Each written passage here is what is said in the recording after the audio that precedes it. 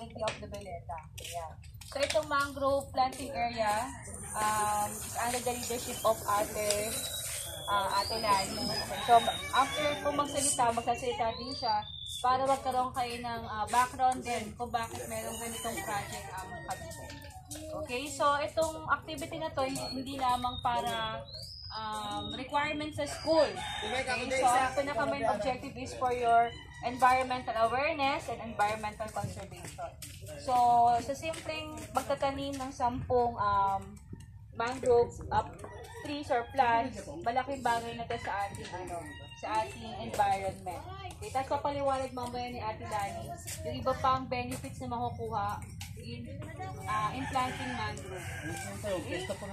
So may question ba kayo? Sige. So, bibigay ko na yung kay Ate Lani.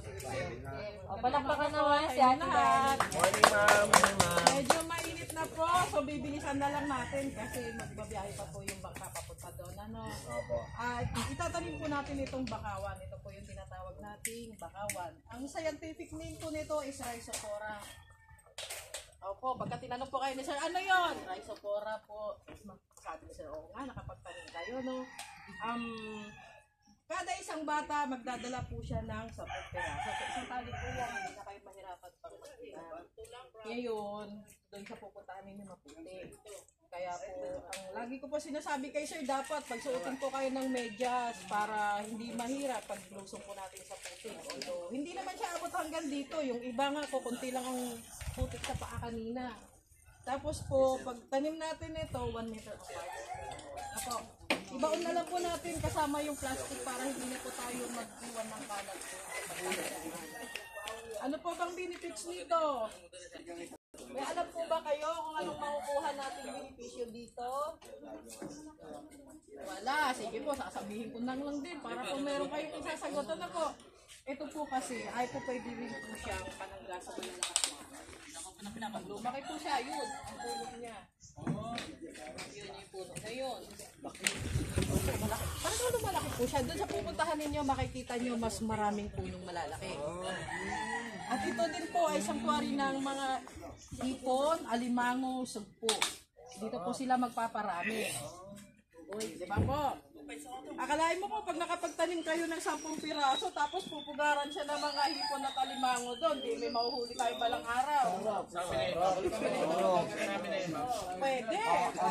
Tapos makakapa kayo doon, ano? Di po. Tapos po, ito man po ay kaya po, pag nakatanim tayo nito, sila po yung magbabaon ng toxic na na-absorb nila sa atin. Sila naman po yung magbibigay sa atin ng oxygen. Pag marami pa tayong tanim, marami pa tayong oxygen. Di ba po? Yung bangka po namin, walang katig ha. Meron po tayong life vest na pwede ninyong gamitin. Huwag po kayong magtulakan. At wag din po kayo magsisigaw. Bawal po kasi sumigaw. Baka may marinig ako dyan. Bayad po. Natawa si Ma'am, baka may marinig ako. Bawal po sumigaw. Bawal umirit. Bawal.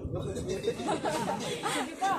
Ang capacity po ng bangka natin dyan, may 3 po kasing malalaki. Pwede siya magsakay ng 8, 9. Yung isang po doon, pwede siya ng 5 lang. Pero siguro mga isang biyahe na lang dito kayo sa sakay doon sa apat na. Meron po tayong 4 na bangka na maglalaki. Sir, may sasabihin po kayo. Yung chinelas nyo ha, ingatan. Marami na naputol. Pag di kaya, ilagay sa kamay na lang ha. Yung cellphone, ingatan din ha. Importante yung sarili yung ingatan nyo rin, okay? Okay. After nga pala ng pagtatanim, mag-answer kayo sa survey ha. Requirement ni Sir Boss.